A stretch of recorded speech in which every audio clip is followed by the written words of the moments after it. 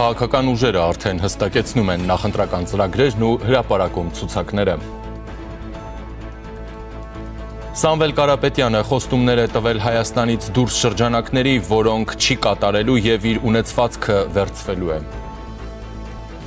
Հայաստանի վարչապետը եւ Ռուսաստանի նախագահը բարձր մակարդակով նոր հանդիպումների մասին են պայմանավորվել։ Բարի օր, դուք դիտում եք առաջին լրատվականը, ես Ժիրայր Ոսկանյանն եմ, ուղիղ եթերում մեկնարկում ենք կարևոր թեմաների քննարկումը։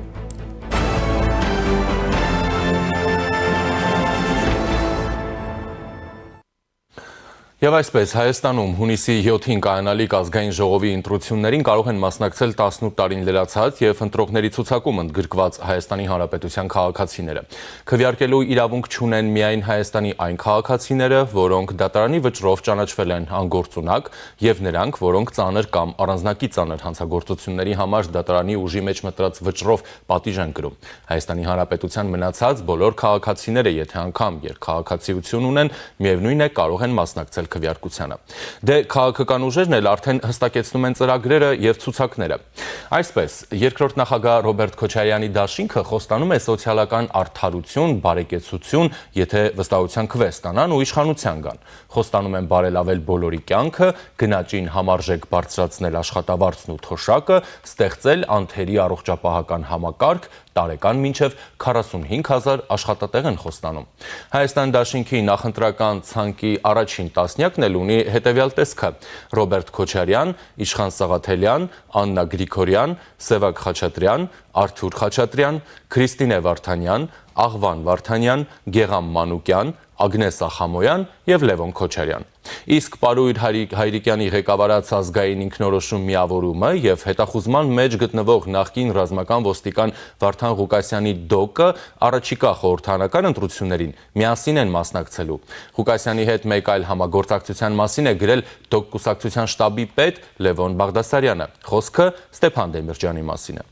Տեղի է ունեցել նաև Ուժեղ Հայաստան կուսակցության համագումարը, իրազեկ քաղաքացիների միավորում կազմակերպության համակարգող Դանիել Յանոսյանը տեղեկացրել է, որ համագումարի մասին զարմանալիորեն որևէ հրապարակային ինֆո չի եղել, եթեր չկար եւ որին ԶԼՄ-ները հրավիրված չէին։ Ընդ որում այդ համագումարը տեղի ունեցավ ոչ այն ժամին, որը հրապարակվել էր ազդարար կայքով, իսկ ներսում հայտարարվեց, որ այն փակ համագումար է։ Այդուհանդերձ անկախ դիտոր դաշինքի ընդլայնված երկարաժամկետ առաքելությանը հաջողվել է դիտարկել գաղտնի համագումարը, քանի որ ըստ նրանցից ոչինչ թաքցնել չի լինի եւ իրենք բոլոր ուժերի համագումարներն էլ դիտարկում են։ Միայն նա նշում է, որ չի հասկանում, թե որն է փակ համագումար անելու իմաստը։ Եվ որպես հետգրություն նշում, քանի որ հրապարակային ինֆորմացիա չկա, նշեմ, որ հաստատեցին ցուցակի առաջին 30 թեկնածուներին։ Առաջին համարը Նարեկ Կարապետյանն է, ապա Արամ Վարդևանյանը, Գոհար Մելոյանը, Դավիթ Ղազինյանը, Ռուբեն Մխիթարյանը, Արեգ Հովսեփյանը, Մամիկոն Ասլանյանը, նշել է Դանիել Յանոսյանը։ Իդեպ օրերս, երբ իշխող ուժը փոփոխություններ էր անում ընտրական օրենսգրքում, ազգային ժողովի դիմաց բողոքի ակցիա են իրականացնում Ուժեղ Հայաստանի ներկայացուցիչները։ Հանրապետության վարչապետը հենց այդ օրը անդրադարձել էր ակցիային ու նշել. Ուգացի Սամվելը մեզ ասում է փոքրիկ խմբա, ասեք դուք այսօրվա ձեր հուշկու ակցիան Չակերտավոր ազգային ժողովի դիմացի տեսել եք, մենք ձեր փողերի ապօրինի շրջանառության համակարգը վերջնականորեն հեսափակենք, դուք 3 հոգով եք մնալու, Սամվելը, Նարեկը, Կարենը, կներեք 4 հոգով, որովհետև Կարենից 2 հատ կա։ Ուժեղ Հայաստանի քաղխորհրդի անդամ Սամվել Կարապետյանի եղբորորդի Նարեկ Կարապետյանը Նիկոլ Փաշինյանին պատասխանեց. Ցիլոյով մարդ, մի վախեցիր Կարապետյանից, ինքը քեզ վատ բան չի անելու։ Ցիլոյով մարդ, մի վախեցի Կարապետյանից, ինքը քեզ վատ բան չի անելու։ Ինքը դուրս գա, երկու բան ունի քեզ ասելու։ Մի վախեցի Կարապետյանից։ Հետո նորից Փաշինյանը արձագանքեց ասելով, որ վախենում է, որ Կալուգացի Սամոն միլիարդատերից դառնա բոմժ։ Կալուգացի Սամվելը իր խոսնակների միջոցով ինձ հորդորում է չվախենալ։ Ախր ոնց չվախենամ։ Վախենում եմ մինչև տարվա վերջ միլիարդատերից դառնաս բոմժ։ Հանրապետության վարչապետը այսօր էլ է խոսել Սամվել Կարապետյանի մասին, ասելով նա խոստումներ է տվել որոշ շրջանակների, այդ թվում Հայաստանից դուրս, որոնք որոշակի լծակներ ունեն իր ունեցվածքի վրա։ Ակնհայտ է, որ իր ստանձնած պարտավորությունները չի կատարելու, ակնհայտ է, որ այդ ամբողջ ունեցվածքը իր ձեռքից վերցվելու է։ Ինչ վերաբերում է իմ հայտարարությանը, ես տեսա, որ ամենատարբեր մեկնաբանություններ կան, եթե զգացել եք իմ այդ հայտարարության մեջ սպառնալիքի որևէ էլեմենտ չկա, որովհետև ես խոսում եմ, ես չեմ ասում, ես խոստանում եմ կամ ես ասում եմ, ես վախենում եմ, որ այդպես տեղի կունենա, ինչ եմ վախենում, որովհետև կարծում եմ, որ ձեր նշած անձը այն խոստումները, որ տվել է որոշ շրջանակների, որոնք նաև Հայաստանից դուրս գտնվող որոշ շրջանակների, որոնք որոշակի բան ունեն, լծակներ ունեն նաև իր ունեցվածքի վրա, ակնհայտ է, որ ինքը իր ստանձնած պարտավորությունները չի կատարելու եւ ակնհայտ է, որ այդ ամբողջ ունեցվածքը իր ձեռքից վերցվելու է։ Եվ ես դրա համար շատ ցավում եմ, որովհետեւ չի ուզենա, որ որևէ տեղ հայկական համարվող որևէ կապիտալ զրոյացվեր։ Մեր եթերում կարճատև դադար է, որից հետո շարունակում ենք։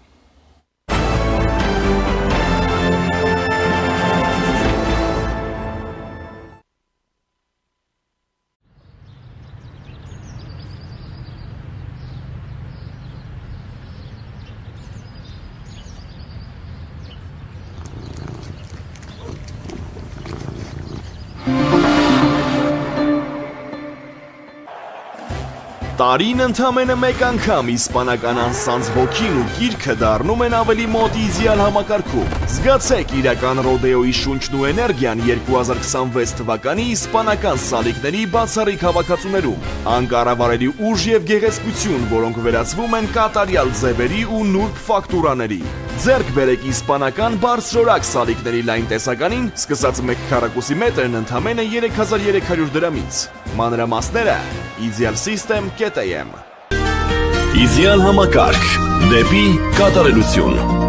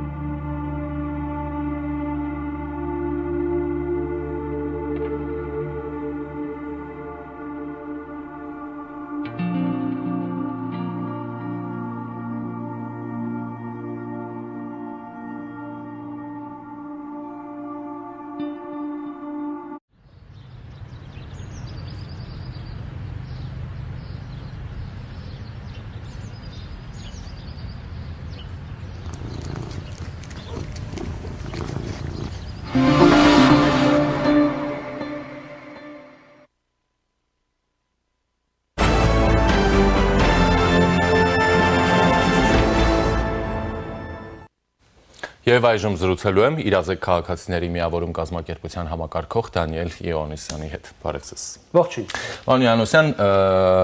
բնականաբար ընտրական process-ներից ենք խոսելու, բայց սկսենք վարչապետի այսօրվա ճեպազրույցի մի քանի դիտարկումներից, էլի, մասնավորապես գհիշեք, չէ, որ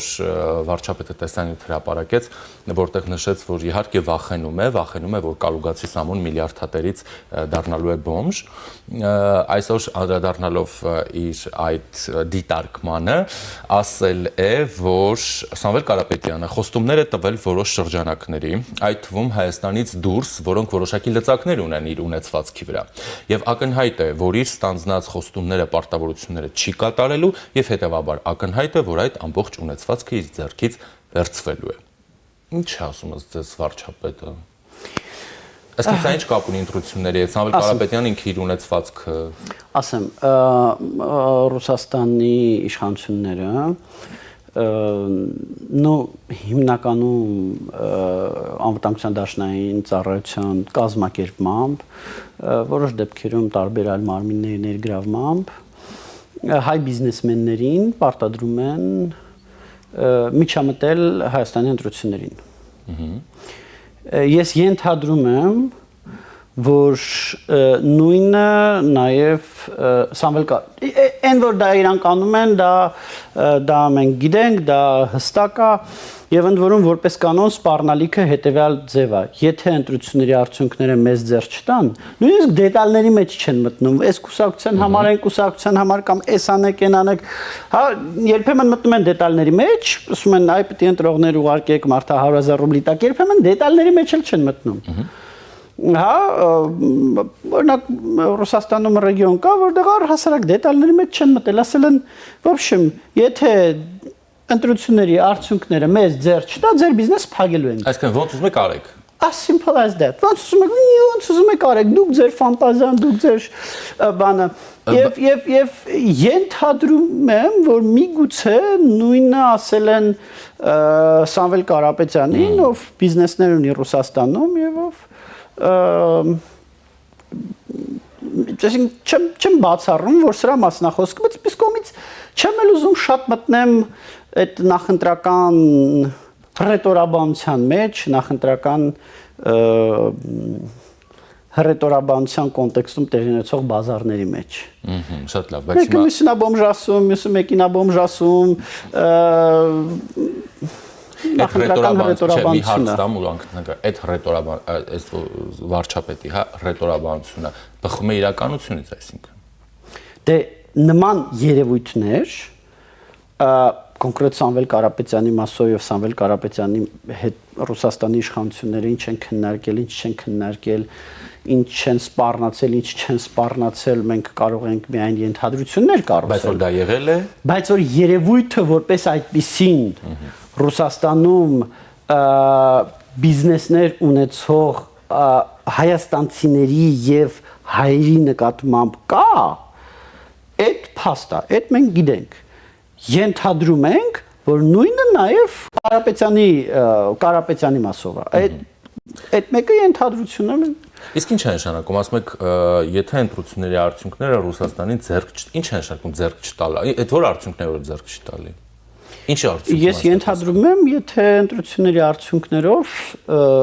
այսինքն իրանց ուզածն է, որ ընտրությունների արդյունքներով ձևավորվի այնպիսի իշխանություն, որը Ռուսաստանից անկախեցման ուղղությամբ կամ Ռուսաստանից կախվածության լծակների նվազեցման ուղղությամբ գործողություններ չի կատարի։ Ենթադրում եմ, որ դա է իրենց ենթադրում եմ, որ նա ակնհայտ է, դա է իրենց ցանկությունը։ Շատ լավ։ Եվ իրանց մեծ հաշվով ինձ թվում է մեկը թե ով է դա լինելու։ Այո, եթե դա չեք անում, ով ուզում է լինի։ Հա, տարբերություն չկա ով կլինի։ Իրանց համար իրոք տարբերություն չկա ով կլինի, իրանց համար պետք է որպեսզի Հայաստանը Ռուսաստանից կախված լինի։ Դրա համար ես ասում եմ, սա պատմություն է, ոչ թե ինչ որ առանձին վերցրած ուժերի, առանձին վերցրած քաղաքական գործիչների, սա պատմություն է Ռուսաստանի կողմից միջամտության։ Որտեւ ես դες վստահեցնում եմ, ես վստահ եմ, որ կան քաղաքական ուժեր, որոնք իրենք են Ռուսաստանին ուղերձներ հղում, այ մեզ աջակցեք կամ մեզ էլ աջակցեք եւ մենք եթե գանք իշխանության կամ եթե մեր հետ միասին կոալիցիա կլինի, ապա սա ձեր ասածով կլինի։ Ովքեր են։ Բայց այդ քաղաքական ուժերը դա չէին անի, դե ինձ թվում ակնհայտ է էլի որ։ Բայց այդ քաղաքական ուժերը դա չէին անի, եթե Ռուսաստանը չմիջամտեր, այդ քաղաքական ուժերը կարող են լրիվ ուրիշ խաղականոններով խաղային եւ լրիվ ուրիշ ռետորաբանություն ունենային։ Դրա համար ասում եմ, խնդիրը Ռուսաստանի հետ է, խնդիրը Հայաստանի քաղաքական ուժերի հետ չի։ Այդ թվում եւ օրինակ Սամվել Կարապետյանի ուժը։ Սամվել Կարապետյանի մասով, Սամվել Կարապետյանի հետ կապված ճիշտ է իր անունը չտալով, բայց ակնհայտորեն իրեն նկատի ունենալով Վլադիմիր Պուտինն է այս թեման բացեց եւ անվանելով նրան ռուսամետ։ Եվ եթե չեն հերքում Վլադիմիր Պուտինի այդ հայտարարությունը, միգուցե իրենք էլ ընդունում են, որ իրանք էլ են այդ, բայց դա նորից Տրամաբանությունը որն է, Ռուսաստանը ուզում է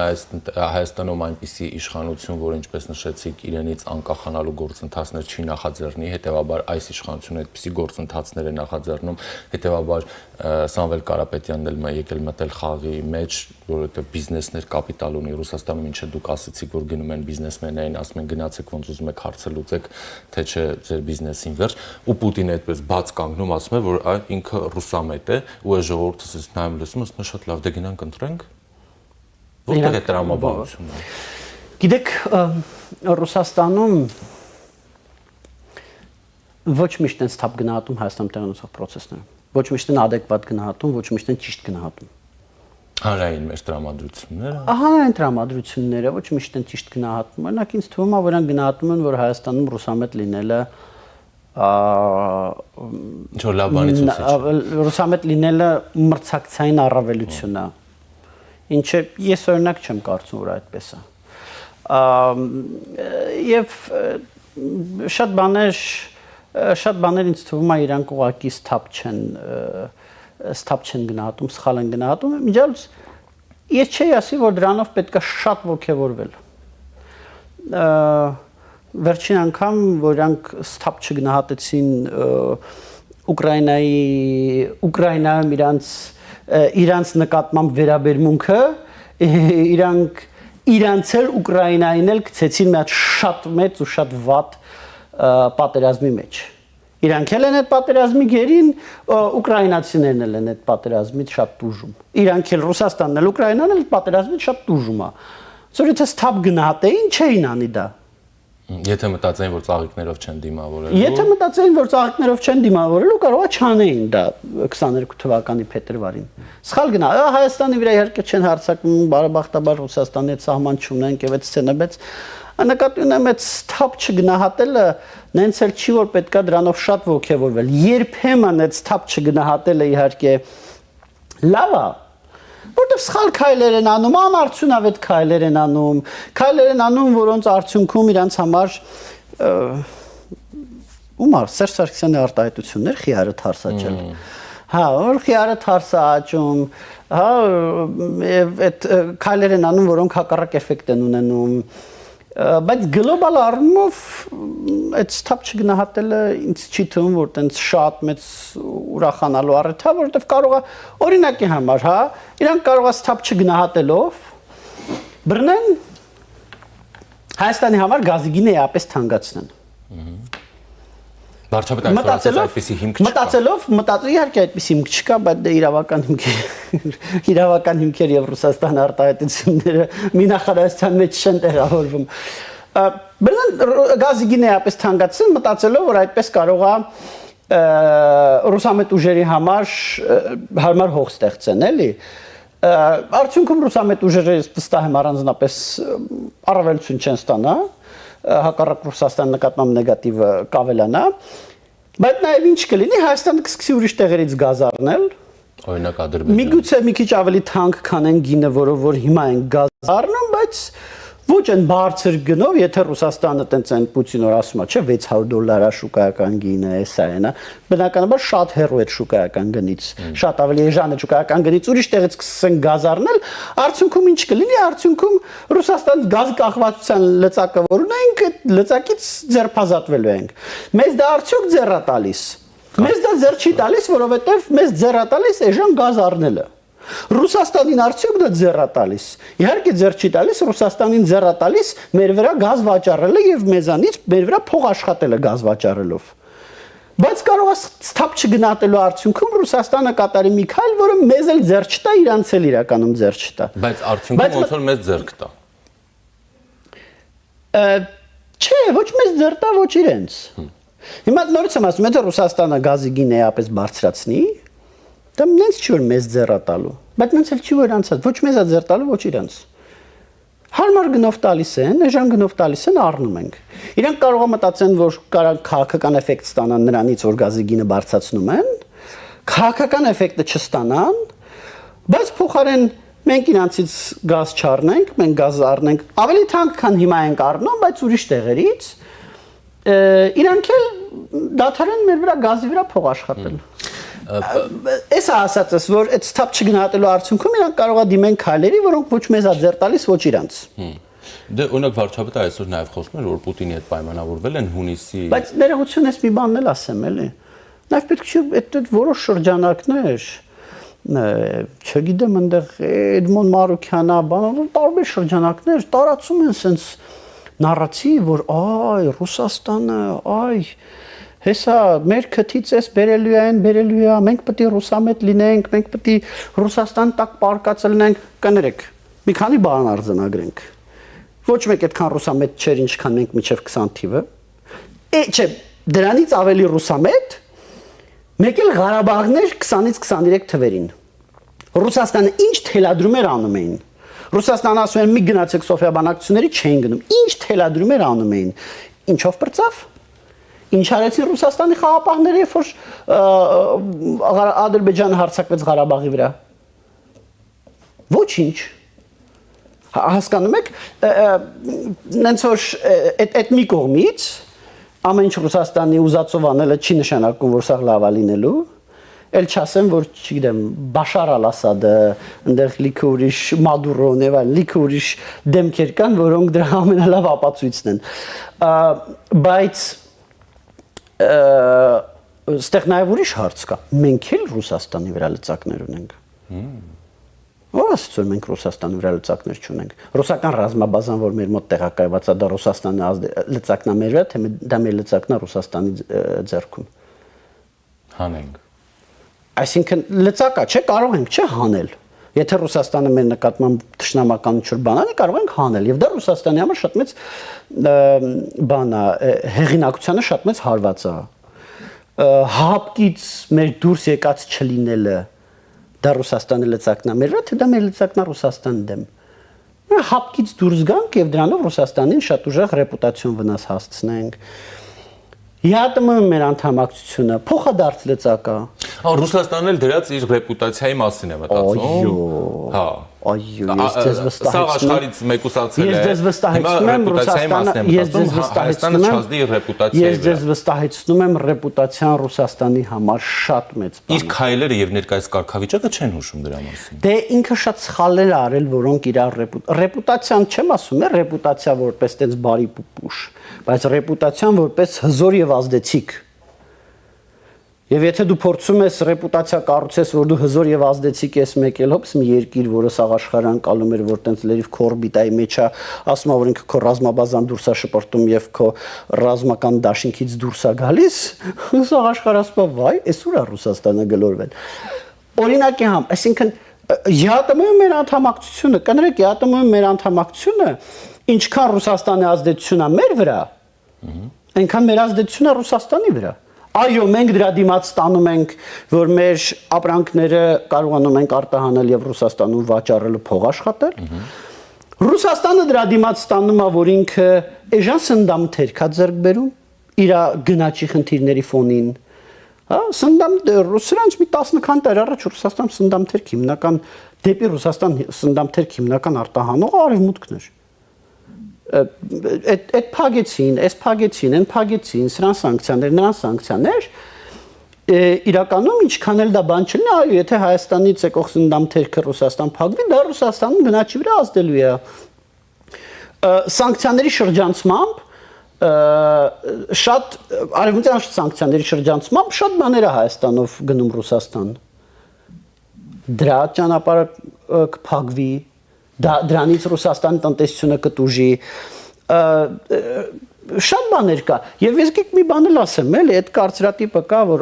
ինչ որ Հայաստանով է գալիս, Հայաստանում է մաքսազերծում, Հայաստանի բյուջե փող է մտնում եւ այդ փողից բյուջեն կզրկվի, ոչ, դա մաքուր սուտ է, որովհետեւ վճարվող մաքսատուրքերը ԵԱՏՄ-ում բաշխվում են եւ այդ ցանկացած մաքսատուրք, որ վճարվում է Հայաստանում, դրա 99.7%-ը, 1.3%-ը մնում Հայաստանում, ոբշեմ 98.7%-ը փոխանցում է ԵԱՏՄ անդամ մյուս երկրներին։ Այդ մյուս երկրներն էլ իրանց մոտ ինչ որ մաքսազերծում է, դրա 1.3%-ը փոխանցում են Հայաստանին, բայց բալանսը նենց է, որ Հայաստանն է, Հայաստանը այս կոնտեքստում ԵԱՏՄ-ի դոնորը, այսինքն Հայաստանը ավելի շատ է փոխանցում, քան ստանում։ Շատ ավելի շատ է փոխանցում, քան ստանում։ Նենց որ մեր բյուջեն ինչ որ շատ բաներից առանձնապես տուժելու է։ Այսինքն սա պետք է հասկանալ, էլի, գազի մասով արդեն ասացի, մի շարք ուրիշ բաների մասով։ Եվ սա, տեսեք, բոլորին թվում էր, որ Ռուսաստանը Եվրոպային գազ է վաճառում, դա Ռուսաստանի ազդեցության լծակն է Ռուսաստանի վրա, Եվրոպայի վրա։ Ինչ որ առումով այո, բայց ինչով դա ավարտվեց, երբ որ դա ավարտվեց այս արդեն մի քանի տարվա հետ հայացքով։ Դա ավարտվեց նրանով, որ Եվրոպան այլևս Ռուսաստանից գազ չի վաճառում։ Եվրոպայում ներողություն մրսեցին, չէ։ Եվրոպայում աղքատացան, համարյա չէ, բայց Ռուսաստանը ահռելի, սարսափելի մեծ եկամուտներից գազի վաճառքից զրկվեց։ Դրա համար որ շատ բաներ մենք ընկալում ենք որպես լծակ, այդ շատ բաները առնվազն փոխադարձ լծակ են։ Շատ լավ, բա այդ դեպքում օրինակ ձեր հիշատակած Էդմոն Մարուկյանը, հա, ինչ որ ասում է, Ծառուկյանը։ Դե պայմանական Էդմոն Մարուկյանը։ Չէ, ասում է, դե համար անվանական ասում ենք։ Այսինքն մարդիկ կանգնում են բացահայտ ասում են, ինչ կա այդտեղ կաշկանդվելու անունը տալու։ Էդմոն Մարուկյանը, Գագիկ Ծառուկյանը գուժում էր, որ ԵԱՏՄ-ից դուրս գա, Հայաստան չի հասկանում ինչ կատաստրոֆա է տեղի ունենալու։ Սամվել Կարապետյանը գրավոր հայտարարությամբ Հայաստանին մեղադրեց Ռուսաստանին այստեղից դուրս հանելու, հիշեցրեց Վրաստանը եւ Ուկրաինան, ու չգիտեմ ինչեր։ Լևոն Տեր-Պետրոսյանը հայտարարություն արեց երեք, ասեց մենք նման փոքր կալիբրի երկիրը չի կարող այդ պարաններ Ռուսաստան նկատի ուներ, հետո ասեց այդ լարերից մեկը վզիտ կփաթաթվի, չգիտեմ ինչ, ակնհայտ նկատի ունենալով էլի Ռուսաստանին։ Ռոբերտ Քոչյանը նախորդին ոդքասթում ասում է, որ Ռուսաստանը որևէ բան չի արել Հայաստանին, այսինքն այդ ձեր ասածները ու այս ընդդիմության առաջատար եռագլուխ, ինչպես վարչապետն է ասում, բա ուրիշ բան են ասում։ Գիտեք, ես ուզում եմ քաղաքական գործիչների խղճին եւ ընտրողների դատին թողնել այդ բոլոր դատողությունները։ Կներեք, դուք թվարկեցիք մի շարք ընդդիմադիրների, մենք կարող ենք հիշել նաեւ գործող իշխանությունների շատ ասածներ եւ արածներ Ռուսաստանի հետ կապված, հա, հիշում եք չէ 2019 թվականին Հայաստանը միակ երկիրն էր, որ Ռուսաստանի աջակցություն զորախումբ ուղարկեց Սիրիա։ Բելարուսը չուղարկեց։ Ես ընտրական process-ի համատեքստում Բելարուսը չարեց, Հայաստանի իշխանությունները արեցին։ Նենց որ այդ նորից եկեք սա թողնենք ընտրողների դատին էլի։ Ընտրողները թող գնահատեն Հայաստանը կարա անկախանա թե չի կարա անկախանա, բայց նորից եմ ասում, մենք շատ ստապ հասկանանք, որ ու նաև ուզում եմ շատ ստապ հասկանանք, որ Ռուսաստանն էլ հին Ռուսաստանը չի։ Ռուսաստանն էլ հին Ռուսաստանը չի։ Ռուսաստանը այդ մի երկիր է, որը ոնց ասեմ, Ուկրաինայում ցենց ոտ փորձում է Ուկրաինայից անցած ամբողջ տարվա ընթացքում Ուկրաինայից կարողացել է գրավել այդ երկրի տարածքի 1%-ից պակասը։ Այս տեմպով որ շարունակեն, Կիևը գրավելու են մոտարապես 2100 թվականի կողմերը։ Այդ բանն էլ, այդ աշխարհի երկրորդ բանակ, գերտերություն, բան, Ռուսաստանն էլ հինը չի։ Ես մեղմ ասած չեմ ասում, որ պետք է Ռուսաստանի հետ պատերազմել, չէ, իհարկե պետք չի։ Նորից եմ ասում, Ռուսաստանի հետ պատերազմելուց եւ Ռուսաստանի հետ կոնֆլիկտից պետք է խուսափել, առհասարակ կոնֆլիկտներից պետք է խուսափել։ Բայց պետք է որ Ռուսաստանը շատ սթափ հասկանա, որ այդ կոնֆլիկտից իրանք են տուժելու։ Եվ ես իրոք հույսով եմ, որ անց սթափությունը կհերիքի դա գնահատելու համար։ Սթափությունը եւ adekvatությունը, բայց ցավոք վստահ չեմ։ Բարեբախտաբար մենք 2100 թվականին չենք լինի։ Շնորհակալություն։ Շնորհակալություն։ Զրուցակիցս իրազեկ քաղաքացիների միավորում կազմակերպության համակարգող Դանիել Յանոսյանն էր։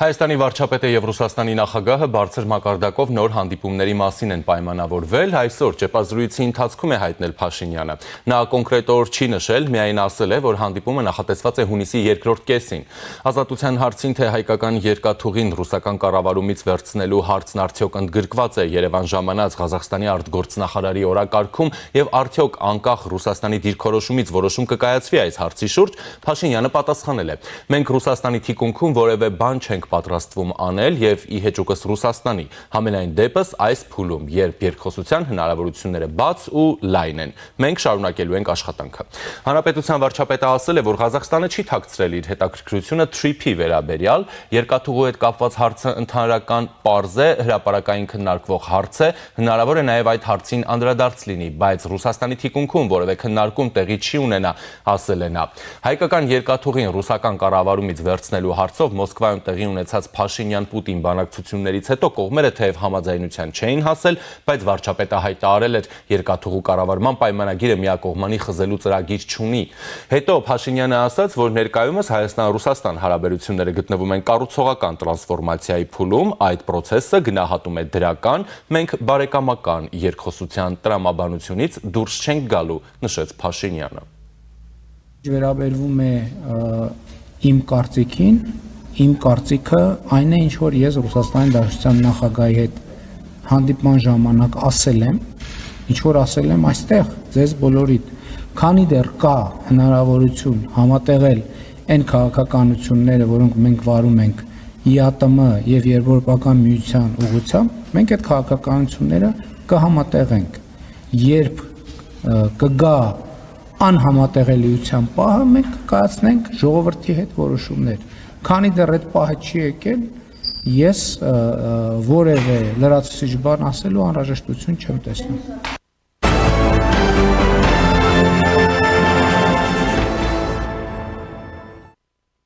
Առաջին նախագահ Լևոն Տեր-Պետրոսյանն է գրավոր հայտարարությամբ հանդես եկել ու մասնավորապես նշել, մեր կալիբրի որևէ երկրի ղեկավար չպետք է ավելին իրավունք չունի մտնել գերտերությունների գեոպոլիտիկ խաղերի մեջ։ Չպետք է այնքան միամտություն ունենա, որ կարծի, թե կարող է գերտերություններից մեկին մի բան խոստանալ, իսկ մյուսին մի այլ բան ու այդ խորամանկ քաղաքականության շնորհիվ հասնել ինչ-որ հաջողության։ Հնարավոր չէ որևէ գերտերության թիկունքում գործարքներ կնքել, որոնց մասին ամենայն մանրամասնությամբ տեղյակ չլինեն մյուս գերտերությունները։ Բոլոր գերտերություններն էլ տիրապետում են հետախուզական այնպիսի հզոր հնարավորությունների, որ փոքր երկրները հազիվ թե կարողանան նրանցից որևէ գաղտնիք թաքցնել։ Հետևաբար փոքր պետությունների ղեկավարները գերտերությունների հանդեպ պետք է առավելագույնս անկեղծ լինեն։ Վերջիններից կողմից նման վարքագիծն անպայման կգնահատվի եւ եթե դրանից նույնիսկ որևէ բան չշահես, ապա հաստատապես ոչինչ չես կորցնի։ Մի խոսքով ժողովրդական լեզվով ասած, որևէ փոքր երկրի ղեկավարի մտքով անգամ չպետք է անցնի, թե իր պուճուր հալով երկու լարի վրա խաղալով կարող է աշխարհի մեծերին ֆռացնել, այդ լարերից մեկը, իսկ երբեմն երկուսն էլ ի վերջո անխուսափելիորեն կփաթաթվեն նրա վզին, ասում է Տեր-Պետրոսյանը։ Եվ այժմ զրուցելու եմ միջազգային հարաբերությունների փորձագետ Գեորգի Թումասյանի հետ, ողջույն պարոն Թումասյան, շնորհակալություն միանալու համար։ Բարև ձեզ։ Եվ այսպես, պարոն Թումասյան, սկսենք վերջից, մասնավորապես Լևոն Տեր-Պետրոսյանը գուժում է, որ Հայաստանի իշխանությունները խաղում են, այսպես ասած, երկու լարի վրա, խաբում գերտերություններին, մեկին մի բան խոստանում, մի ուրիշին այլ բան, մեկի թիկունքում ինչ-որ գործարքներ կնքում այն մյուսի հետ, վստահաբար այդ մյուս գերտերությունը դրա մասին իմանալու է եւ ի վերջո անխուսափելիորեն այդ լարերը փաթաթվելու են դա անողի վզին։ Սա Հայաստանի մասին է, հա։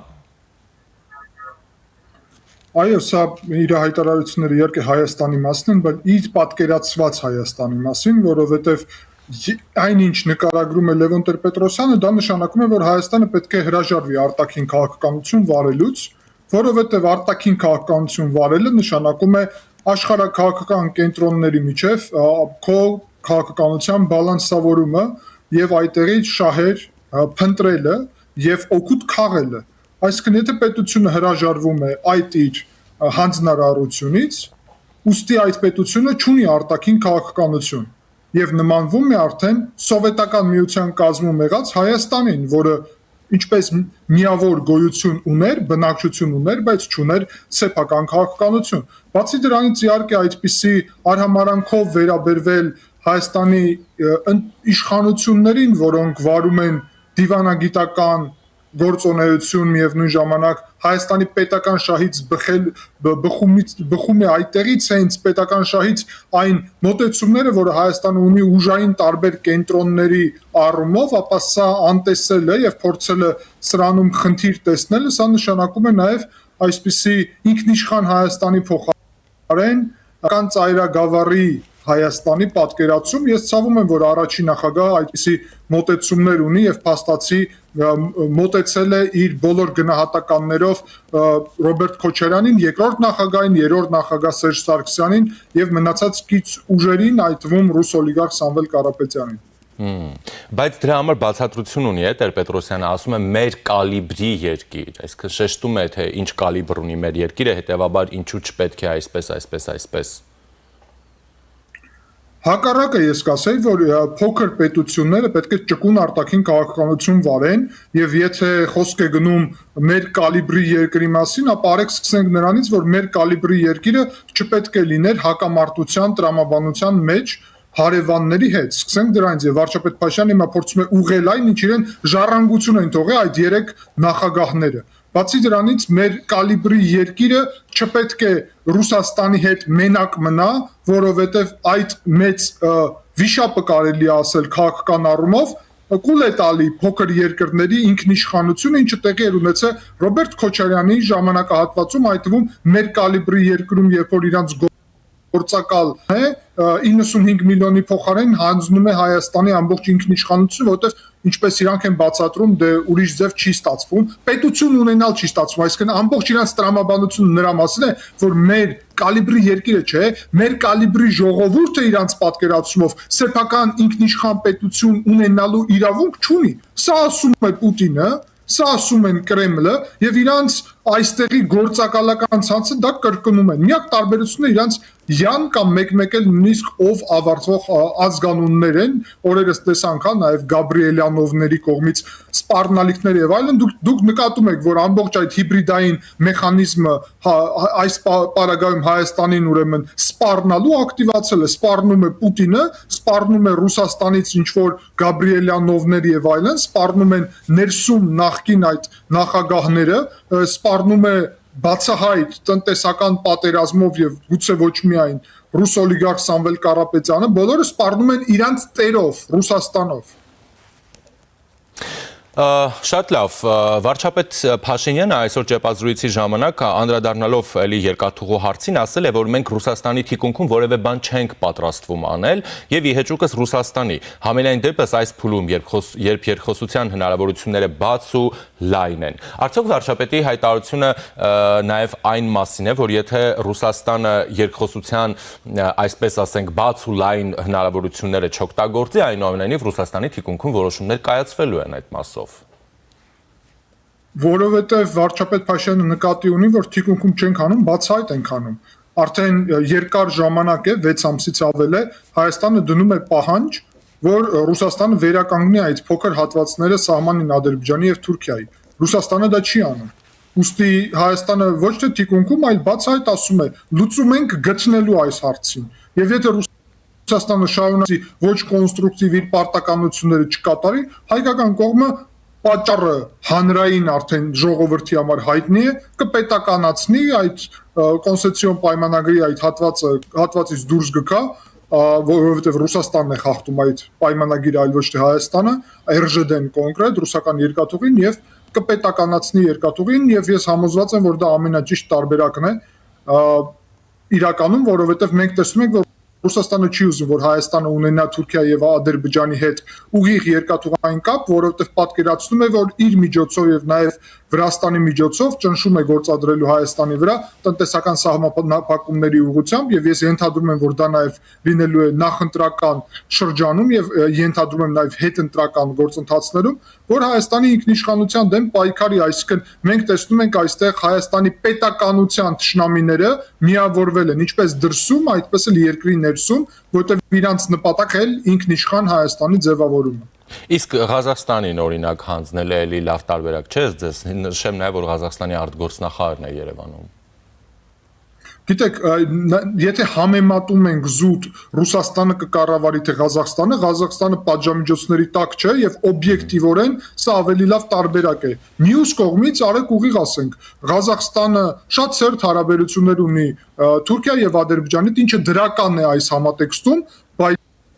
մեր իշխանության ապահովման համար շատ ավելի լավ կլինի, որ հայկական պետությունը կառավարի։ Այսինքն նույն Վրաստանի օրինակով Վրաստան է կառավարում, Վրաստանում խնդիրը ուրիշ է, կառավարությունն է գտնվում Ռուսաստանի ազդեցության տակ։ Ապա Հայաստանը եթե ինքը կառավարի, կարող է կնքել պայմանագրեր Ղազախստանի հետ եւ համագործակցել երկաթուղու կառավարման գործընթացում, բայց կառավարող կողմը պետք է լինի իմ պատկերացումով Հայաստանը, ճիշտ է դա կպահանջի ներդրումներ, ես համոզված եմ, որ հայկական պետությունը իզորու է գտնել մի քանի հարյուրավոր միլիոն դոլարի հնարավորություն նրա համար, որ երկաթուղին հայկական մնա ամբողջությամբ եւ դա համոզեցնում եմ ձեզ Հայաստանի ինքնիշխանությունը ել ավելի լավ կբարձրացնի, ուստի Ղազախական հնարավորությունը կարելի է քննարկել, բայց կարծում եմ այնինչ ես առաջարկում եմ, որ Հայաստանը կառավարի շատ ավելի նպաստ է Հայաստանի շահերին։ Վարչապետը այսօր նաև ասաց, որ Ղազախստանը չի թաքցրել իր հետաքրքրությունը TRIP-ի վերաբերյալ, գալով մեր ժամանակների գլխավոր թեմաներից մեկին, դա սպասվող ընտրություններն են բնականաբար, ռուսական կողմից նախորդին էլ Մարիա Զախարովան, Պուտինից հետո, այսպես ասած, Մարիա Զախարովան անդրադարձավ Հայաստանի ընտրական օրենսգրքում իրականացված փոփոխություններին, նշեց, որ դրանք ռուսական կողմից դեռևս ուսումնասիրման փուլում են, բայց իրենք ունեն որոշակի դժգոհություններ, որովհետև Հայաստանի վարչապետը ասում է, որ Հայաստանը ժողովրդավարական երկիր է եւ այնպիսի տպավորություն են ստանում, որ այդ փոփոխությունները միտված են ինչ-ինչ ուժերի գործունեության հնարավոր վրա ազդեցություն թողնելու կամ նրանց սահմանափակելու, կա այդպիսի միտում։ Առաջերտին ես պետք է ասեմ եւ կարծում եմ սա հայկական հանրության արդեն գնահատականը կլինի, համոզված եմ, որ մեր հանրությունը կկիսի այս մոտեցումը, որ մենք բոլորս կոչ ենք անում Մարիա Զախարովային, որ իր էմոցիաները զսպի, երբ Հայաստանի իշխանությունների մասին է խոսում եւ բարձր պաշտոնյա անձերի մասին, այդ անձերը ներկայացնում են հայ ժողովրդին եւ հայկական պետությանը եւ իր այդ ոչ դիվանագիտական մոտեցումները Զախարովայի առաջի հերթին խոսում են իրենց դիվանագիտական ծառայության լուրջ ճգնաժամի մասին եւ երկրորդը վիրավորում են ոչ թե անձերին, այլ վիրավորում են հայկական պետությանը, ուստի հայ ժողովրդին եւ դա ունենալու է հետևանքներ հայ-ռուսական հարաբերությունների համար։ Բացի դրանից ես նաեւ կարծում եմ, որ մեր ժողովրդի գնահատականն է, որ Մարիա Զախարովան զերծ մնա Հայաստանի ներքաղաքական գործընթացների մասին որևէ հայտարարություններից, որևէ ձև իրենց վերաբերվում այն գործընթացները, որը Հայաստանում տեղի են ունենում ներքաղաքական իրավիճակում։ Կա Հայաստանի իշխանություն, թող Հայաստանի իշխանությունների հետ իրանք աշխատեն եւ վերջ։ Ուստի այն թե ինչ գնահատականներ իսկ ժողովրդավարությանը ինչ վերաբերվում է, այդ գնահատականները ոչ թե վարչապետ Փաշինյանն է տալի, այլ հայ ժողովուրդն է տալի ապացույցներով փաստացի եւ մենք դա տեսնում ենք եւ նաեւ միջազգային ամբողջ հանրությունը թե Հայաստանում ինչ մակարդակի ժողովրդավարություն է եւ ազատ սոցցանցերը, ազատ ցույցերի հնարավորությունը դրա վառ օրինակ։ Ինչ վերաբերվում է ընտրական այդ փոփոխությունները, ապա պետք է ասել, որ առհասարակ ես կարծում եմ դա բավարար չէ։ Ես կարծում եմ քաղաքական ուժ, որը հայտարարում է, որ հակասահմանադրական գործընթաց է ծավալելու եւ Սամվել Կարապետյանին ներկայացնելու ինչպես վարչապետ, եւ ընդ որում այդտեղ վարչապետը նշել է, որ ֆինանսական խնդիրներ կան եւ ուրեմն պետք է այդ գործընթացները ուսումնասիրվի։ Ես համարում եմ, որ առհասարակ այդ ուժի, որի մասին Մարիա Զախարովան եւ իր այդտեղ ղեկավարությունը Վլադիմիր Պուտինը անձամբ ասացին, որ մեր ներկայացուցիչներն են Հայաստանում, ապա ես կարծում եմ Հայաստանը պետությունը ունի բոլոր լիազորությունները, որ սահմանափակի օտար պետության կողմից այստեղ ուղղորդված քաղաքական ուժ որը օտար պետության շահերն է անցկացնում առհասարակ ընտրություններում մասնակցելը նկատի ունեմ։ Իսկ դա արդյոք վտանգավոր չի Հայաստանի ժողովրդավարության համար։ Հայաստանի ժողովրդավարությունը չի կարող լինել վտանգված նրանից, եթե դրսից որևէ պետություն այստեղ ուժ չի ուղարկի։ Գիտեք, մի բան է, որ մենք անձամբ ես ձեր եթերում բազում ամիսներ դրա մասին խոսում էի, եւ գուցե այդ ժամանակ ասեն, որ սա Գեորգի Թումասյանի գնահատականն է, բայց Վլադիմիր Պուտինը անձամբ հանրային Նիկոլ Փաշինյանի հետ հանդիպման ժամանակ հաստատեց, ասում է մեր ընկերները փաստացի հայ ազգի մեջ միայն Սամվել Կարապետյանը եւ Ռոբերտ Քոչարյանն են իրանց ընկերները եւ միևնույն ժամանակ որ ուրեմն իրանք պրոռուսական ուժեր են ուստի ինչ նպատակահարմարություն կա որ օտար պետության կողմից այստեղ ուղարկված քաղաքական ուժերը մասնակցեն առհասարակ ընտրություններում դա հայկական ժողովրդավարության համար խնդիր է ստեղծում որովհետեւ արտաքին միջամտություն է ժողովրդավարության մեջ ընդդիմափոխությունը որը շատ կարեւոր է եւ որի մասին բազում առողջ ընդդիմադիր ուժեր խոսում են խոսքին հանուն հանրապետության կուսակցությունը պարոն Արման Բաբաջանյանը բազում անգամ խոսել է հենց ընդդիմափոխության թեզի մասին որը ես համարում եմ շատ կարեւոր է դա հնարավոր չէ միջև մեր քաղաքական դաշտում կան օտար պետությունից ուղարկված անհասկանալի քաղաքական անցյալ եւ ներկա ունեցած որտեղ Սամվել Կարապետյանի քաղաքական հայտարարությունները իմ համար անծանոթ են ես չգիտեմ առասարակ ինքն ինչ է գալի եւ շատ է ինձ հիշեցնում Իվանիշվիլու ծրագիրը, որի մասին նույնիսկ բան չգիտեինք։ Իրաց մասնակցությունն է խնդիր ժողովրդավարության համար եւ հիմա կեղծ իրավիճակ են իրենց ռուսական գումարներով ստեղծել, որ իբրև իրան գլխավոր ընդդիմություն են Հայաստանում։ Դա առասարակ կեղծ է։ Իսկ պարոն Թումասյան, ըստ ձեզ ինչու են այս ընտրությունները դարձել, այսպես ասենք, աշխարհաքաղաքական ինչ որ թեմատիկայով աշխարհաքաղաքական ընտրության մասին ինչ որ ընտրություններ։ Գագիկ Ծառուկյանը սա օրը խոսում է Ռուսաստանի եւ ԵԱՏՄ-ի մասին։ Ռոբերտ Քոչարյանը բոլոր ոդքասթներում խոսում է Ռուսաստանի անմեղության մասին։ Սամվել Կարապետյանի հայտարարությունները վերաբերում են Ռուսաստանին, որին այսպես ասած Հայաստանը անխոհեմաբար դուրս է բերում այս տարածաշրջանից եւ հիշեցնում է մեզ Վրաստանը եւ Ուկրաինան։ Լևոն Տեր-Պետրոսյանը խոսում է Ռուսաստանի մասին։ Գրեթե բոլորը խոսում են Ռուսաստանի կարևորության, նշանակության մասին։ Խնդիրը հենց դրանում է, թող իրանք խոսեն Ռուսաստանի կարևորության մասին, իսկ մենք խոսենք Հայաստանի կարևորության մասին։ Եվ կասենք, որ առաջի անգամ հենց այդ մարդկանց այդ ամբողջ տրամաբանությունը, որը կար հետ սովետական Հայաստանում, դա ռուսական Հայաստանի տրամաբանությունն էր, այսինքն մի ծայրագավառ այստեղ, որը իրանց լեգիտիմությունը այնտեղից է գալի, ամեն ինչ Ռուսաստանին է պատկանում եւ մենք այո, չունենք արտաքին քաղաքականություն կներեք, բայց ինչու ենք հայտնվել այդ իրավիճակում, այդ զինված բաղի ժամանակ, ինչու այդտեղ խաղաղապահներ սկանդինավյան չեղան, այլ եղան ռուսական, որովհետեւ մենք արտաքին քաղաքականություն չունեինք։ Մեր արտաքին քաղաքական նույնիսկ ԱԳՆ-ն կարելի ասել իրականում չէր գործում, այսինքն Հայաստանը պետություն չէր, չէ պետություն էր ձևավորված ցավոք եւ մենք դրա արդյունքները քաղեցինք, որովհետեւ պարզվեց, որ մեր զինված ուժերը, մեր հակաօդային պաշտպանությունը, մեր այն Իսկանդերները, այն Սու-30-ները, այդ ամեն ինչը պարզվեց, որ կախված է Ռուսաստանից եւ Ռուսաստանը մեզ ուղղակի դավաճանեց, Վլադիմիր Պուտինը ստեց, երբ ասեց, որ Հայաստանը հապկին է դիմել Ղարաբաղի թեմայով, որովհետև Հայաստանը դիմել է ջերմուկի թեմայով, ջերմուկը Ղարաբաղ չէ։ Ես զարմանում եմ, որ Ռուսաստանի նախագահը չգիտի սա կամ իրան չեն զեկուցել։ Ուստի այստեղից պարզ է, որ այս մարդիկ այնինչ հայտարարում են, իրանք առաջարկում են, որ մենք նորից լինենք այդ տրամաբանության մեջ, բայց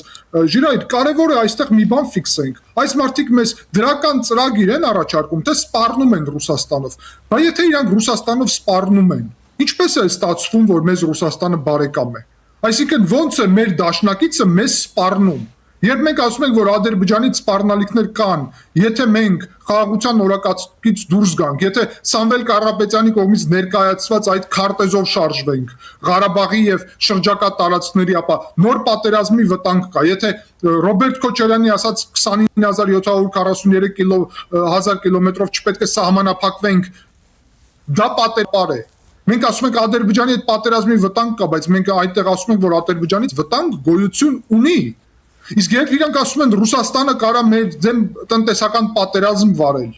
ուստի ստացվում է, որ իրանք են հենց ճանաչում, որ Ռուսաստանը եւ Ադրբեջանը սպառնալիքներ են, այսինքն նույն տրամաբանության ներքո։ Եվ ավելին ասեմ, այս պայդրությամբ Ադրբեջանը սպառնալիք չի ներկայացնում, Տրիպի Վաշինգտոնի օգոստոսի 8-ի կարևորագույն համաձայնությունները բերեցին նրա, որ հայ-ադրբեջանական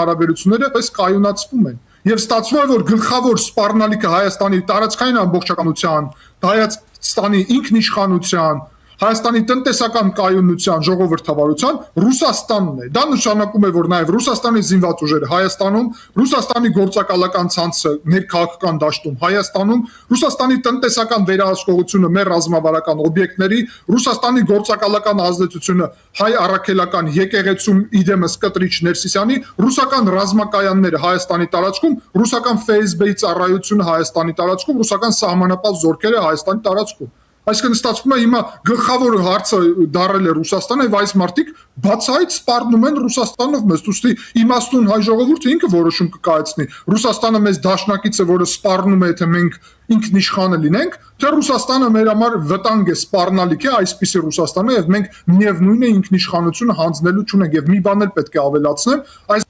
մարդիկ երբ որտին սպառնում են ինչ-որ տնտեսական հետևանքներով ինքնիշխանության պարագայում, թող չմոռանան, որ հայ ժողովուրդը այն ժողովուրդն է, որը հազարամյակների ընթացքում ամենածանր իրավիճակներով անցել է, այդ թվում վերջի սովետական, հետսովետական ժամանակահատվածում էլ մութ ցուրտ տարիներով անցել է, բայց իր անկախության ինքնիշխանության համար պայքարել է։ Եվ թող չկարծենան, որ Ռուսաստանով վախեցնելով կկարողանան հայ ժողովրդին վախեցնել, որ հայ ժողովուրդը հրաժարվի իր պետությունից եւ ինքնիշխանությունից եւ նորից օլիգարխ գործակալներ ուրեմն դնի ինչպես իշխանություն։ Շնորհակալ եմ, պարոն Թոմասյան։ Ես էլ եմ շնորհակալ։ Զրուցակիցս միջազգային հարաբերությունների փորձագետ Գեորգի Թոմասյանն էր։ Այժմի համար այսքանը, մնացեք առաջինի հետ, ես Ժիրայր Ոսկանյան։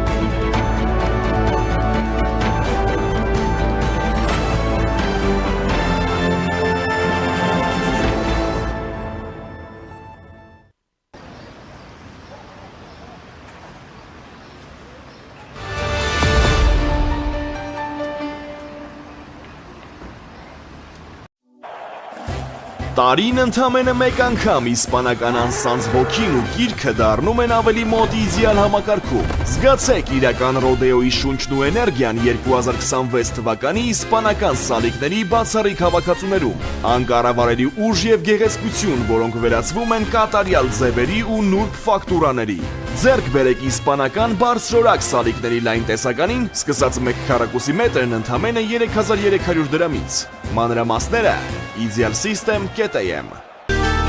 Իդեալ համակարգ դեպի կատարելություն։